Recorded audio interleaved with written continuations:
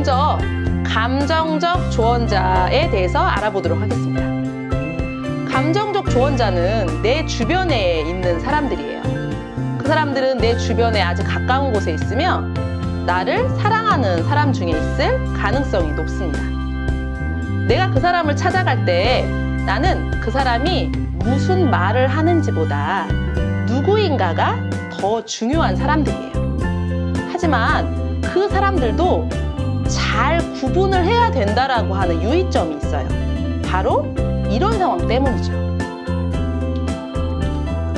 그들은 진짜 조언자도 있고 또 가짜 조언자도 있습니다. 진짜 조언자들은 그 사람이 건네는 말이나 위로, 격려에 내가 정말 힘이 나는 사람들이에요. 힘들겠다. 너 진짜 화나겠다. 너를 화나게 한 사람들, 그 사람들 정말 못됐다. 이런 감정적인 공감들이 당신의 경직된 마음을 굉장히 편안하게 해주면서 당신의 스트레스를 날려주는 그런 사람들이죠. 이 사람들의 말 한마디 한마디는 당신이 정말 존중받고 사랑받는 사람이다라고 하는 것을 일깨워주는 아주 귀한 말들입니다. 하지만 그의 반대로 이야기를 다 듣고 나서 그 사람이 나와 굉장히 가까운 사이임에도 불구하고 나를 사랑하는 사람이라고 말하는데도 불구하고 말 끝에 분노와 상처가 남는 그런 조언도 있어요. 여러분도 한 번쯤은 들어보셨을 거라고 생각이 되는데요. 그 사람은 이렇게 얘기를 합니다. 난 너를 너무 사랑해서 이런 말을 하는 거야. 난 네가 잘 됐으면 좋겠어서 이런 말을 하는 거야 라고 얘기를 하죠. 하지만 그 사람이 친엄마라도 혹은 정말 친한 언니라도 사랑해서 잘 되라고 하는 말이라고 하는데도 끝나고 나서 내 마음에 분노와 상처와 억울함 뭐 이런 것들이 남게 된다면 그 사람들은 여러분들의 감정적 조언자가 돼줄 수가 없어요. 그 사람들의 말은 조언의 말이 아니라 어쩌면 그 사람들이 하고 싶어하는 그냥 넋두리일지도 모릅니다. 그러니까 만약 그런 가짜 조언자가 있다면 저는 그 사람들은 피해라. 아무리 가까워도 그 사람 근처에서는 힘들다는 말도 하지 말고 내색도 하지 말아라 라고 조언을 해주고 싶어요. 그런데 가짜 조언자와 진짜 조언자 구분하는 이것들 중에서 정말 애매한 조언자가 있습니다. 그게 바로 미성숙한 조언자예요. 그 사람이 나를 정말 사랑하는 줄 알겠습니다. 그 사람이 나를 정말 아끼는지 알겠어요.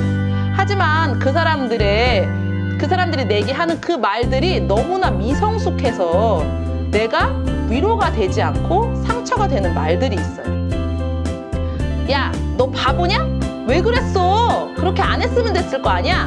나는 그 말에는 물론 네가 상처받아서 나 너무 슬퍼. 네가 다시는 상처받지 않았으면 좋겠는데 어떻게 해야 되지?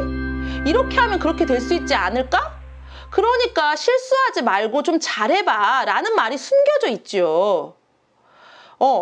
그런데 그들은 그 말들, 해야 되는 말들을 숨기고 말을 하기 때문에 이 미성숙한 조언자들의 말은 어쩌면 내게 가시와 같은 날카로운 상처를 낼 수도 있어요.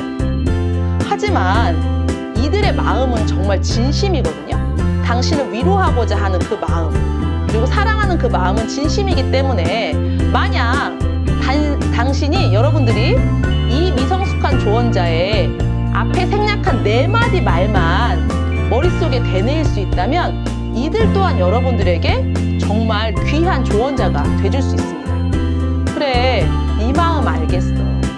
네가 날 그렇게 사랑하는지 알겠어 라고 느끼면서 말이에요.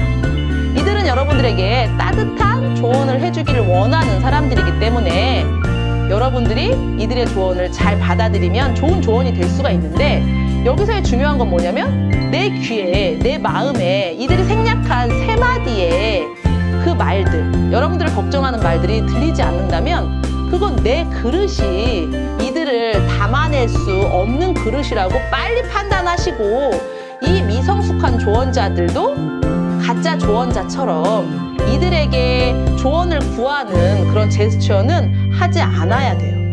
여러분들이 더 단단해지고 바로 설 수 있을 그때까지 말입니다. 자, 그럼 두 번째, 이성적 조언자를 찾아 나서라 라고 얘기를 했는데요. 이성적 조언자는 과연 누굴까요?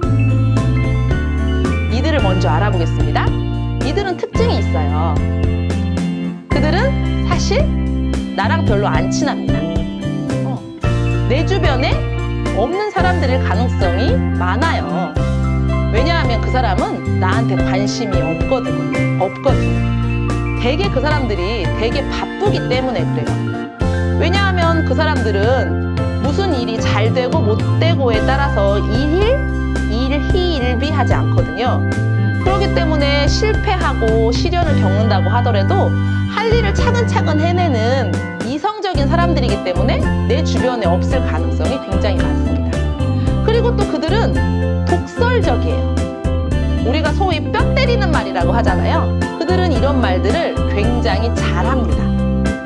그런데 사실 그들은 나에게 상처를 줘야겠다, 너에게 상처를 주겠어 라는 의미로 이런 얘기를 하는 게 아니라 왜 그 말이 여러분들에게 상처가 되는지를 모르는 사람일 가능성이 많아요.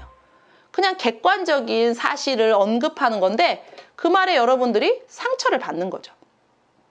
그리고 그들에게는 대가를 지불해야 합니다. 아까쯤에 제가 약사도사님을 찾아뵀던 그런 대가일 수도 있고, 아니면 뭐 정신과 의사님을 찾아뵐 수도 있고, 아니면 뭐 선배에게, 먼 선배에게 해야 되기도 하고 그렇죠. 지금 나왔네요. 그들은 먼 선배가 될 수도 있고요, 선생님이 될 수도 있고, 아니면 정신과 의사님이나 변호사 혹은 애친구 엄마들이 될 수 있습니다. 물론 아무 애친구 엄마나 되지는 않지만 말이에요. 자, 그래서 저는 얘기합니다. 그들은 찾아가서 만나야 됩니다. 그들이 나와 그리 친하지 않다고 뻘쭘해하지 마세요. 그들은 또 이런 이성적인 분들의 특징은 뭐냐면, 여러분들이 자신의 조언을 듣고 여러분들이 조금 삶에 변화가 있다거나 좀 긍정적인 쪽으로 바뀐다면 그걸 굉장히 좋아하고 성취감을 느끼시는 분들이 많습니다. 그렇기 때문에 이분들을 만나는데 용기를 내보시라고 제가 말씀드리고 싶어요. 그래서 용기를 내서 찾아가 보십시오. 자, 그런데 제일 중요한 건 이거입니다.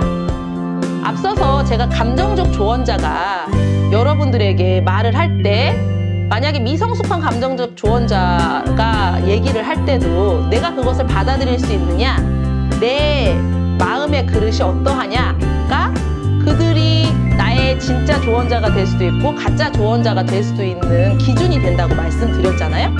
이런 것처럼 내 마음 상태가 사실 너무 중요해요. 그래서 내 상태를 파악해야 합니다. 그래서 내가 지금 감정적 조언이 필요한지 아니면 이성적 조언이 필요한지도 중요하고, 그리고 또 여기에다가 나와 다른 의견을 받아들일 수도 있어야 돼요. 그러니까 이성적 조언자가 여러분들에게 너 이렇게 한번 해봐라고 권합니다. 나도 그 사람의 말이 그럴듯하게 느껴질 수 있어요. 그런데 혹은 어쩔 때 나의 열등감이나 자격지심 같은 마음들이 그 의견을 받아들이지 못하게 할 때도 있어요. 혹시 그런 일이 있지 않는지 항상 나의 마음을 잘 들여다보는 게 무엇보다 사실 중요합니다. 그래서 불편한 방법을 실천해 봐야죠. 다른 의견일 수 있는데 왜 불편한 방법이냐고요? 이 방법들은 여러분들이 지금까지 해보지 않은 방법일 가능성이 높아요. 왜냐하면 여러분들이 해봤던 방법이라면 여러분들이 지금 이걸 가지고 고민하지 않으실 테니까요. 이성적 조언자들이 말해주는 방법들은 대개 여러분들이 지금까지 가지 않고 하지 않았을 방법일 가능성이 많습니다. 그것이 좀 설령 불편하다 손 치더라도 한번 시도해 보십시오.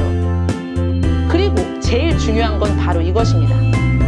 시도해보고 방법을 바꿨는데도 불구하고 그 상황이 바로 바뀌지 않을 수 있어요. 하지만 그걸 인정하고 또 다른 방법을 찾아서 keep going 하셔야 됩니다. 아시겠죠?